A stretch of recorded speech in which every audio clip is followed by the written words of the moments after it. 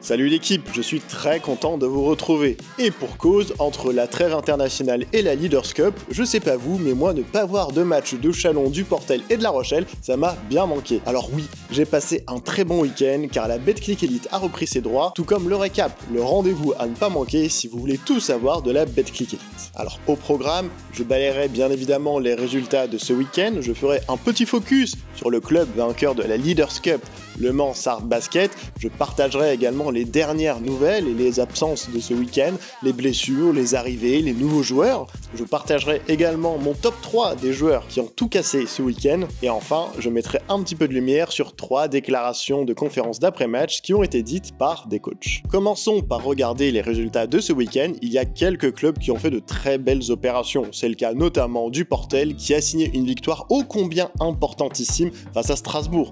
Strasbourg qui, encore une fois, vient perdre et qui se retrouve englué dans les bas-fonds du classement.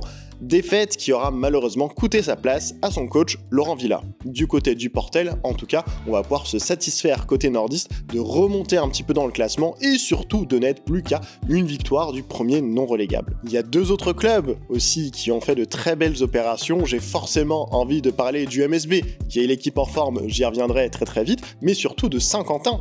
Saint-Quentin qui allait s'imposer de 2 points sur le parquet de Paris Basketball et qui donc, encore une fois, en l'espace d'un laps de temps très court, a gagné face à Paris. Après la victoire en Leaders Cup, Saint-Quentin a fait bis repetita en championnat, et ça dans la course pour les playoffs et dans la course surtout à la 6ème place, eh bien c'est une très belle opération. En parlant de belle opération, je pourrais également parler de la victoire dijonnaise dans le derby bourguignon sur le parquet de l'Élan Chalon. Chalon était l'une des équipes en forme.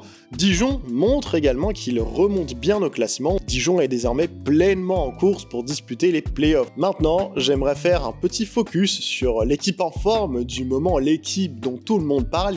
Clairement l'équipe à abattre en ce moment, je parle bien évidemment du Mans Sarthe Basket. Alors oui, si tout le monde parle de Le Mans en ce moment, c'est bel et bien parce que Le Mans est le vainqueur 2025 de la Leaders Cup. Et ça, croyez-moi, c'est pas rien. Je le répète, avec 2 absences de taille, Noah Penda et Tashon Thomas, Le Mans a fait l'exploit d'éliminer Cholet au premier tour, a réussi à s'en sortir in extremis face à Saint-Quentin, et bien sûr, c'est offert le grand favori de la compétition, Monaco en finale. Mais ce n'est pas tout, puisque en dehors de ce titre acquis à la Leaders Cup, eh bien, Le Mans reste sur une série de 7 victoires en 9 matchs en championnat, ce qui positionne Le Mans comme un concurrent très sérieux pour les playoffs, peut-être l'outsider qui en ce moment fait peur à un petit peu tout le monde. Alors en m'intéressant aux récents résultats du Mans, je me suis forcément également intéressé au prochain match et au calendrier qui va attendre le MSB. Et croyez-moi, si Le Mans est l'équipe en forme de ce moment, ils vont avoir l'occasion de le prouver sur les 5 prochains matchs, car regardez-moi ce calendrier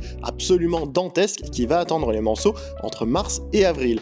C'est simple, sur les 5 prochains matchs, eh bien Le Mans va se déplacer 4 fois à Nancy, à Dijon, à Paris et à Gravelines, tout ça entrecoupé encore une fois d'un derby, le derby des Pays de la Loire face à Cholet. Faut rappeler quand même que Le Mans en est à 3 victoires en autant de confrontations face à Cholet cette saison. Le Mans va-t-il faire la passe de 4 ? Je ne sais pas, en tout cas, j'ai très hâte de le savoir et j'ai déjà coché la date dans mon agenda. Alors selon vous, Le Mans va-t-il parvenir à confirmer sa bonne dynamique ? Jusqu'où vont-ils s'arrêter ? Et surtout, vont-ils réussir à terminer dans le top 6 cette saison qui serait synonyme de qualification directe pour les playoffs sans passer par la case play-in. En tout cas, un grand bravo au Mans qui reste vraiment sur une série de victoires absolument incroyables entre la Leaders Cup et le championnat. J'ai très hâte de voir jusqu'où le Mans va-t-il aller cette saison, les Manceaux qui sont d'ailleurs qualifiés pour les demi-finales de la Coupe de France. Maintenant, si l'on se recentre sur l'actualité de la Betclic Elite, eh bien, il y a plusieurs choses à dire, notamment en ce qui concerne des arrivées, des absences et des blessures. Commençons par les arrivées et notamment les joueurs qui ont disputé leur premier match sous leur nouvelle couleur. Il y a tout d'abord Brandon Paul, et oui, l'arrière américain est passé de la JL Bourg à l'Élan Chalon, il a disputé son premier match sous les couleurs chalonnaises avec une très belle première prestation, 17 points avec une belle adresse à 3 points pour Brandon Paul. Ensuite, je parlerai d'un joueur qui a disputé ses premières minutes sous les couleurs du BCM Gravelines Dunkerque. Je parle bien évidemment du nouveau pivot, Andy Van Viet, qui a remplacé Bezanichvili. Ensuite, il y a un joueur français qui a disputé lui aussi ses premières minutes sous ses nouvelles couleurs, Gauthier Denis est arrivé. Je parlerai très prochainement de la JL Bourg dans une autre catégorie. Et enfin, il y a un autre joueur, cette fois du côté de la Haute-Vienne, William Christmas. Ce n'était pas Noël pour Limoges, à la fois car son joueur William Christmas n'a pas sorti une très belle prestation, et surtout car Limoges n'a tout simplement pas vu le jour face à l'équipe en forme, Le Mans Sarthe Basket.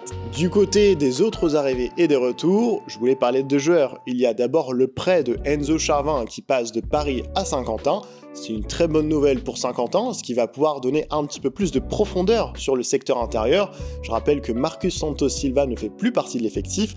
Et enfin, il y avait le joueur américain, le meneur du SLUC Nancy, Chris Clements, qui avait été absent lors du dernier match face à Saint-Quentin. Il a été de retour et de fort belle manière, puisqu'il a participé vraiment très activement à la victoire du SLUC Nancy face à la JL Bourg. Maintenant, du côté des absences notables, il y en a pas mal. On peut voir d'ailleurs qu'il y a le logo de la JL Bourg disposé un petit peu partout sur cet écran.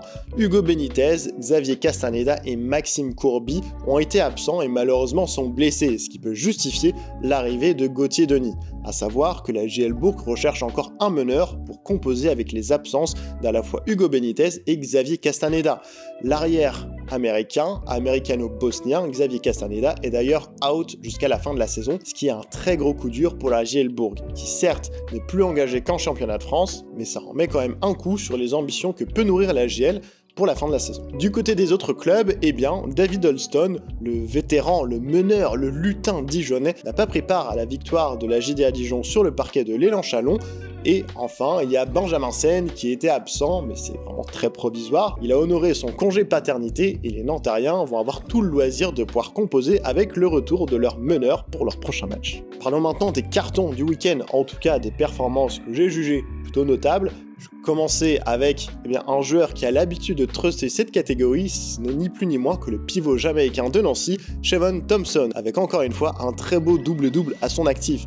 23 points, 10 rebonds pour 25 d'évaluation en très peu de minutes, en une vingtaine de minutes seulement. Il a clairement porté son équipe pour la belle victoire du SLUC Nancy sur le parquet de la JL Bourg. Je continue avec un joueur qui en ce moment a la main chaude et est très en forme. Je parle du prospect NBA Nolan Traoré. Le joueur de Saint-Quentin a encore une fois régalé face à Paris Basket. Regardez-moi donc sa ligne de stats, 18 points, 3 rebonds et 5 passes décisives. Lui aussi, il a porté son équipe dans une très belle victoire de Saint-Quentin sur le parquet du Paris Basketball. Et enfin, j'ai envie de parler d'un joueur de l'ombre, un joueur dont on ne parle pas souvent d'habitude, c'est le joueur de l'Asvel, Shaquille Harrison, qui a été très bon face à La Rochelle dans la large victoire de l'Asvel sur les Rochelais. 13 points, 5 rebonds et 6 passes décisives pour 19 d'évaluation. Clairement, Shaquille Harrison a été au four et au moulin, ce qui a permis de pouvoir économiser des joueurs comme Nando De Colo ou Théo Malédon pour les prochaines échéances du club rhodanien en Euroleague. Shaquille Harrison a clairement montré que ce n'était pas uniquement un très bon défenseur, il peut être capable de créer du jeu, mais également de scorer. Finissons maintenant avec les déclarations de coachs victorieux et moins victorieux qui ont eu lieu ce week-end. Et je commencerai par le coach du SLUC Nancy, Sylvain Lautier. Sylvain Lautier, il a déclaré « Nous avons aussi eu des grosses difficultés avec les blessures, mais le groupe est sain et a répondu présent.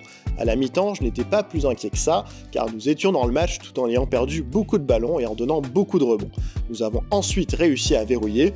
Bourg est désormais une place forte du basket, donc c'est une belle victoire. » Sylvain Lautier fait forcément référence au contexte particulier du match, puisque à la fois Nancy composait avec des absences, notamment l'absence de Caleb Walker, mais surtout parlait notamment des absences du côté de la JL. On l'a vu, Maxime Courby, Xavier Castaneda et Hugo Benitez étaient absents, et donc certes, sans minimiser la victoire du SLUC Nancy, on peut quand même affirmer que Bourg était bien diminué. Malgré tout, Nancy a fait le match qu'il fallait pour s'offrir cette victoire, une victoire qui fait donc grand bien au SLUC qui va pouvoir un petit peu remonter au classement. Je poursuis avec un coach qui n'a pas goûté à la victoire, qui a plutôt goûté à une défaite, et une défaite assez large. Je parle de Mikko Larkas, le coach du CSP Limoges. Alors le technicien finlandais a déclaré que l'équipe du Mans est une bonne équipe, ils ont une bonne expérience et on doit être meilleur car on a joué que 10 minutes.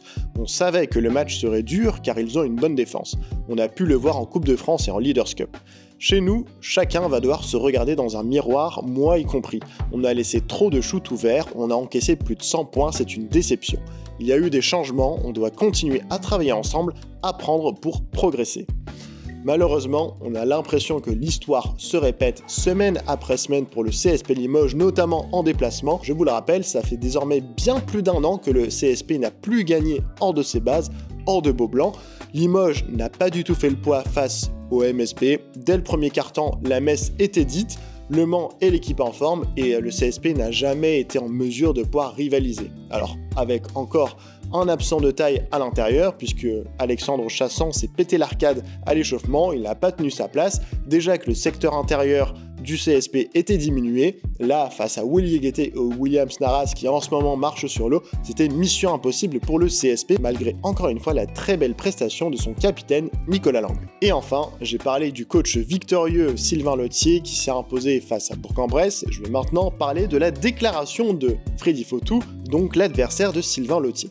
Freddy Fautou a déclaré « Le premier fautif, c'est moi. Je n'ai pas assez préparé les 8 joueurs professionnels qui étaient sur la feuille de match. Je me suis peut-être trompé dans le match qu'il fallait faire quand on joue à 8 comme ça. Nous avons rendu les ballons trop vite alors que l'on aurait dû contrôler le tempo quand on avait 10 points d'avance. Nous avons raté des tirs ouverts, Nancy les a réussis, il faut leur rendre hommage, ils ont fait un très bon match d'attaque comme ils savent le faire. » Une déclaration pleine d'humilité, on va dire, pour Freddy Fautou, qui fait son mea culpa dans le fait d'avoir préparé ses joueurs, peut-être à avoir fait le mauvais match, en tout cas ne pas avoir fourni le match qu'il fallait dans l'approche. 95 points encaissés par la JL Bourg, c'est peut-être un petit peu beaucoup, même si on pouvait s'attendre à ce que la JL aille sur le terrain d'un match plutôt offensif lorsque l'on connaît les déboires défensifs, les largesses défensives du SLUC Nancy qui a été l'équipe qui encaissait le plus de points. Voilà, on arrive à la fin de cette vidéo, j'espère que le retour du récap vous régale, je vais essayer d'être plus régulier à l'avenir et de sortir un récap jusqu'à la fin de la saison, je ne promets rien. En tout cas, je suis très ravi que la Betclic Elite ait repris ses droits, ça nous promet une fin de saison absolument dantesque entre la course au maintien, la course au play-in et la course pour la 6ème place pour les playoffs. J'ai déjà très hâte d'être au week-end prochain. C'était Ben pour Backcourt, je vous dis à bientôt, bye bye.